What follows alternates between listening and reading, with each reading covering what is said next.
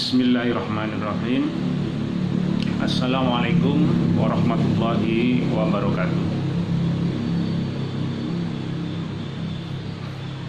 Innal hamdalillah nahmaduhu wa nasta'inuhu wa nastaghfiruhu wa na'udzu billahi min sururi anfusina wa sayyiati a'malina. May yahdihillahu wa may yudlil wa may yudlil fala hadiyalah. Asyhadu an la ilaha illallah wahdahu la syarikalah wa asyhadu anna Muhammadan abduhu wa rasuluh. Allahumma shalli wa sallim wa barik ala nabiyyina Muhammadin wa ala alihi wa sahbihi ajma'in. Amma ba'd. Ma'asyiral muslimin, jamaah Facebook ya. Jamaah teman-teman Facebook rahimakumullah. Alhamdulillah kita saat ini dipertemukan dengan Ramadan kembali ya, setelah kita menghadapi beberapa episode ya, memasuki alam baru ya, saya sebut dengan alam baru, suasana baru, yakni alam wabah virus corona yang diturunkan oleh Allah kepada umat manusia ya. Ini adalah semata-mata dalam kacamata akidah merupakan af'alullah, merupakan apa? Perbuatan Allah, ranah Allah. Walaupun banyak ya informasi, beberapa sumber mengatakan bahwa virus ini merupakan rekayasa atau ciptaan. Namun kita harus ingat ya, dalam kacamata akidah, Allah menciptakan kita ya, dan apa yang dilakukannya, apa yang kau lakukan, artinya apa yang kita lakukan yaitu diperbuat oleh manusia, ini merupakan ciptaan Allah juga. Bagaimana bukan ciptaan Allah? Ibaratnya kita menciptakan robot ya, kemudian robot itu bisa melakukan ini dan itu ya, maka ciptaan-ciptaan berupa tindakan robot itu ya, bergerak ke sana kemari, ke kanan dan ke kiri, bahkan berpikirnya pun ya merupakan ciptaan kita juga sebagai pencipta robot. Demikian juga ciptaan Allah yang disebut dengan ciptaan manusia ini, itu merupakan ciptaan Allah juga ya. Bagaimana manusia bisa keluar dari sunatullah sementara ya bunbunannya artinya apa? Pusat kendali itu semata-mata tidak melenceng sedikit pun, sebiji zarah pun ya, bukan seinci saja, tapi sebiji zarah pun, bahkan lebih kecil daripada itu, tidak pernah melenceng dari sunatullah. Makanya kalau ada perdebatan siapa yang menciptakan ini ya, yang benar adalah Allah. Tapi tentu saja semua itu tidak menjadi penting bagi orang beriman, artinya penting juga, artinya dalam arti tidak menjadi urgensitas, tidak urgen ya, tidak urgen. Yang paling urgen adalah bagaimana cara menyikapinya ya. Penyikapan yang benar bagi seorang mukmin adalah mengambil pelajaran ya, pelajaran. A'udzubillahi minasyaitonirrajim. Inna fi khalqis samawati wal ard wa ikhtilafil laili wan nahari la ayatil liulil albab. Sesungguhnya dalam penciptaan langit dan bumi dan pergantian malam dan siang terdapat tanda-tanda kebesaran Allah bagi orang yang berakal. Al-Quran surat Al-Imran ayat 190. Hadirin Jamaah Facebook ya rahimakumullah. Dalam ayat ini Allah berfirman, ya, sesungguhnya dalam penciptaan langit dan bumi dan pergantian malam dan siang terdapat tanda-tanda kebesaran Allah bagi orang yang berakal. Pertanyaannya, apakah penciptaan langit dan bumi ini saat ini sudah selesai? Ingat bahwa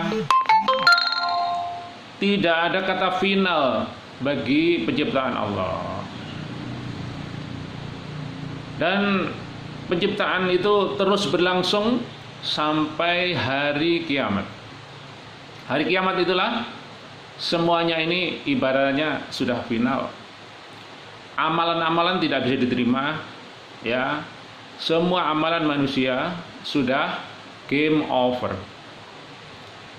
Jadi kalau kita mengatakan, kalau kita menilai dari ayat ini, sesungguhnya dalam penciptaan langit dan bumi, ya, virus ini adalah bagian dari penciptaan alam semesta.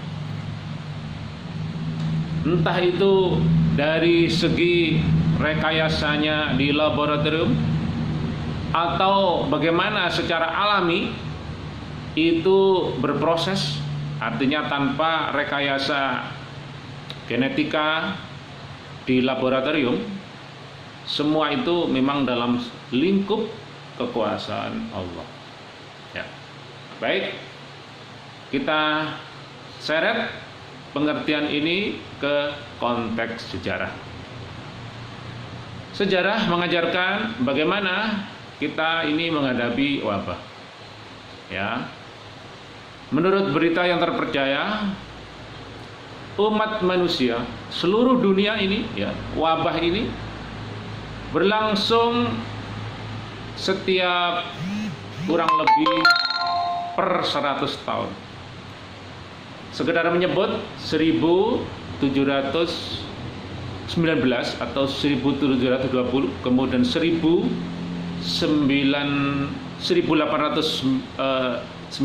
atau 1820, dan saat ini 1920 terakhir, ya.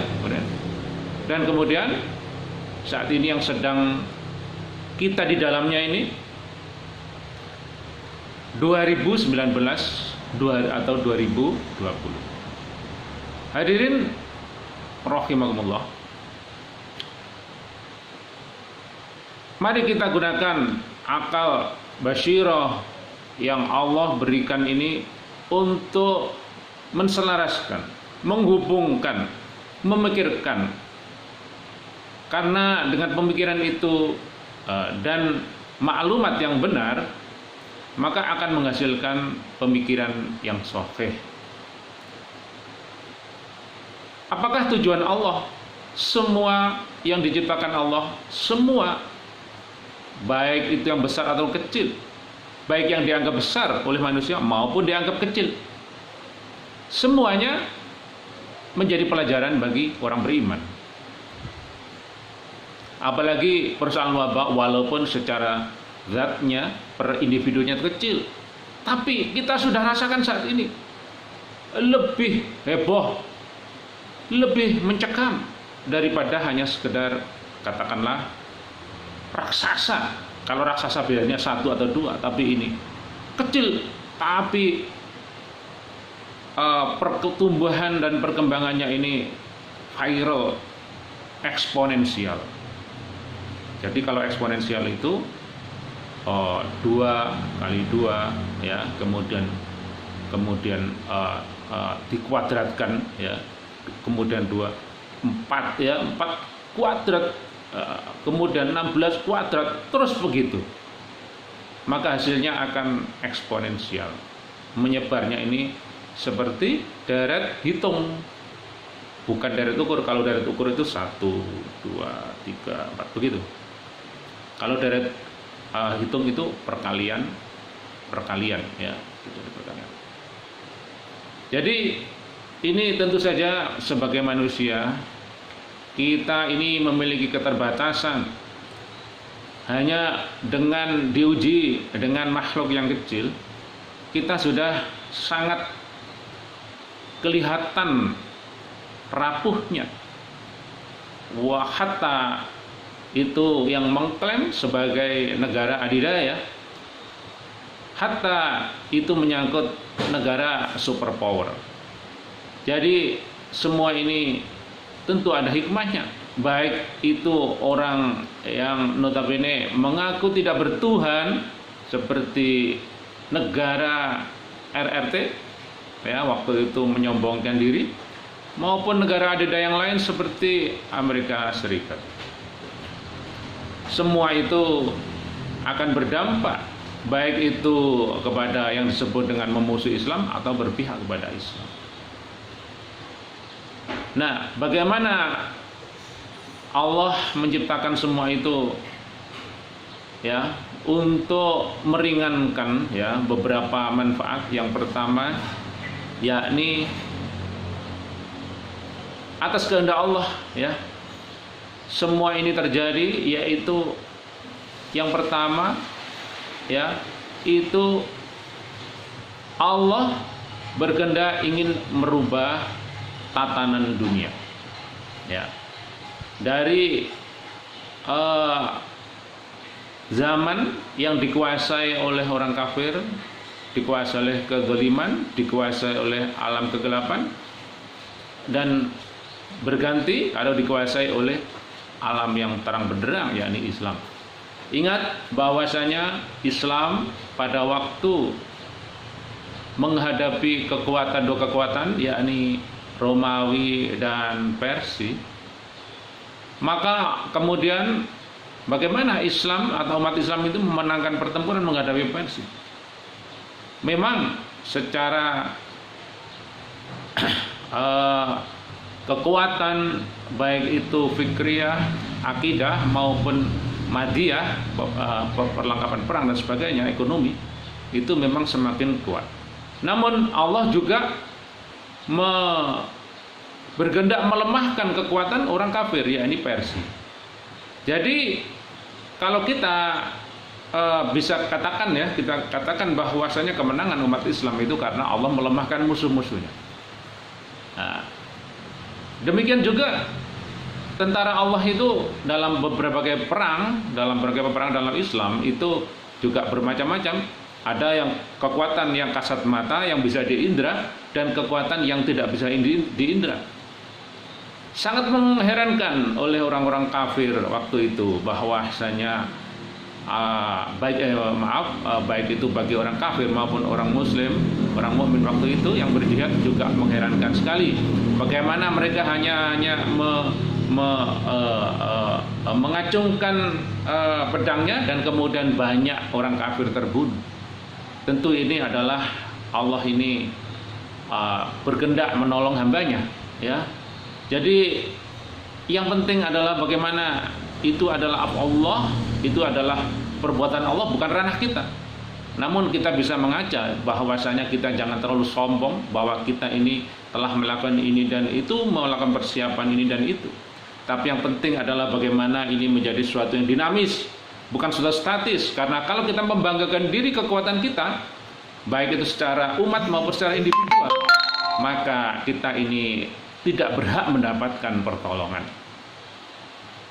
Insan-insan, hamba-hamba Allah, umat yang mendapat pertolongan adalah umat yang senantiasa mendekatkan diri kepada Allah, umat yang senantiasa merapatkan dan menetapi diri dalam syariatnya. Ini adalah yang terpenting.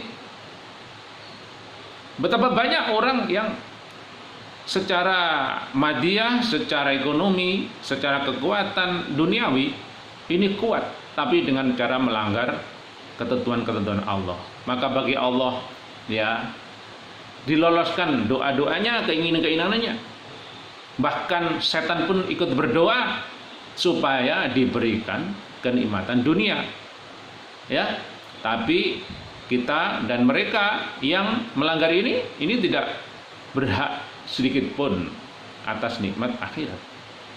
Maka bagi seorang mukmin tidak mungkin terlalu remeh dunia ini ya, ditukar dengan kenikmatan akhirat. Karena kenikmatan akhirat itu abadan khalidina fiha. Ya. Inilah ya yang perlu kita lakukan, yakni senantiasa menetapi diri dalam syariat dan mendekatkan diri kepada Allah dalam berkarya apapun, ya, termasuk seperti saya seperti ini. Bagaimana setelah 30 tahun lebih, ya, lama banget, bahkan 40 tahun meninggalkan dunia profesi melukis, dan saat ini ketemu dengan banyak teman yang sama-sama mendekatkan diri kepada Allah dan menetapi syariat, ya, tidak sedikit pun ya mencoba atau berorientasi untuk melukis makhluk bernyawa, ya. Kemudian dengan itu Allah memberikan banyak kemudahan dan keunikan-keunikan yang sebenarnya kita tidak menginginkan, tapi itu adalah bentuk pertolongan Allah karena kita menetapi diri dan berpuasa puluhan tahun tidak melakukan coba-coba dengan melanggar syariat Allah, ya. Mudah-mudahan ini bukan sebagai sebuah kesombongan, tapi sebagai ibrah, sebagai contoh yang baik bagi siapapun kawan-kawan dan sahabat beriman yang beriman. Ya, demikian, mudah-mudahan kita di bulan Ramadan ini mendapatkan nikmat, ya, rahmat dan hidayah oleh Allah dan pertolongan atas wabah ini, dan kita mudah-mudahan segera diangkat, ya, wabah ini oleh Allah, dan kita bisa hidup normal kembali seperti sedia kala dan melakukan ibadah sebagaimana sebelumnya. Demikian, mudah-mudahan bermanfaat. Wa'afu minkum, ihdinas siratal mustaqim. Assalamualaikum warahmatullahi wabarakatuh.